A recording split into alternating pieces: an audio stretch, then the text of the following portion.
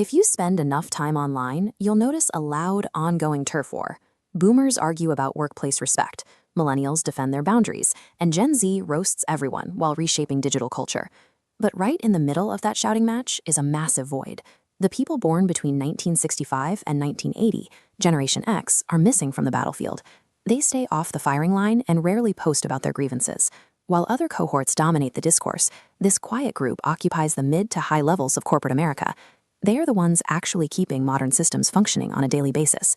Look at a towering skyscraper. Everyone notices the gleaming glass exterior, but nobody thinks about the dark steel beams hidden inside the walls. They don't flash and they don't ask for applause. They just bear the weight. How did a group of people raised with an extreme lack of adult supervision become the most resilient, pragmatic, and load-bearing demographic alive today? In the 1970s and 80s, the economic landscape shifted. Divorce rates climbed and dual-income households became the standard. As a result, millions of kids returned from school every afternoon to completely empty houses. There were no cell phones, no doorbell cameras, and no search engines. If a bicycle chain slipped or you forgot your lunch, you figured out a physical solution entirely on your own. This diagram maps a high-contingency environment. Actions link directly to immediate consequences, lacking any adult safety net. This unbuffered state rewires a developing brain. To avoid harsh outcomes, these kids learn to constantly simulate scenarios and predict consequences before making a move. Because they had to anticipate every possible failure point alone, they developed a sharp mechanical intuition. Today, when a crisis hits, they don't panic. They simply execute the next plan. The instability followed them to school. Teachers calmly instructed students to duck under wooden desks to survive a potential nuclear blast, creating a reality where adults acted like total annihilation was normal. Beyond the existential dread, they watched tangible systems break down.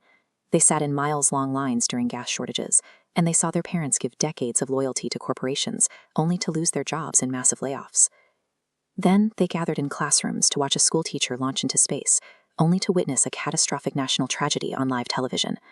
The myth of infallible adult competence evaporated instantly. This constant exposure to public letdowns fostered a trait called defensive pessimism. When you expect the rug to be pulled out at any moment, you use irony and emotional distance to protect yourself from inevitable disappointment.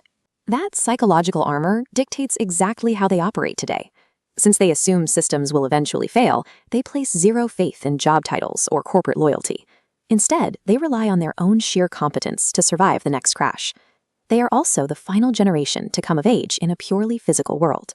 Typing a term paper on a heavy mechanical machine meant a single typo required starting the entire page over. If they needed to research a topic, they couldn't type a query into a search bar. They traveled to a building and manually hunted for answers through thousands of handwritten index cards. This physical process built a massive tolerance for cognitive friction, the mental endurance required to stay focused through difficult, time-consuming tasks without instant gratification. They entered the workforce at the exact moment the analog world fractured, requiring them to physically build and code the digital systems we inhabit today. This bilingual fluency makes them entirely unique. They intimately understand the dirty, physical mechanics of how systems are constructed from the ground up, yet they possess the agility to navigate the modern digital landscape. You can see the value of this duality in the modern office. On one side, older executives cling to strict traditional hierarchies. On the other, younger employees demand purpose-driven work and fiercely protect their mental health boundaries, creating total gridlock. This diagram illustrates how Gen X steps right into the middle of that collision.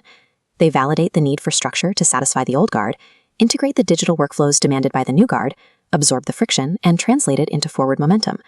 That same bridging effect applies at home. Remembering the empty houses of their youth, they overcorrected. They became highly engaged parents, tracking schedules and building the robust safety nets for Gen Z that they were never given.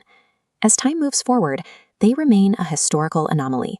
They are the final people on Earth who will ever truly understand the feeling of analog solitude, the utility of deep boredom, and the peace of untracked privacy. They remain the silent architects of this transition, fluent in the past, functional in the present, and perfectly content to let everyone else take the credit.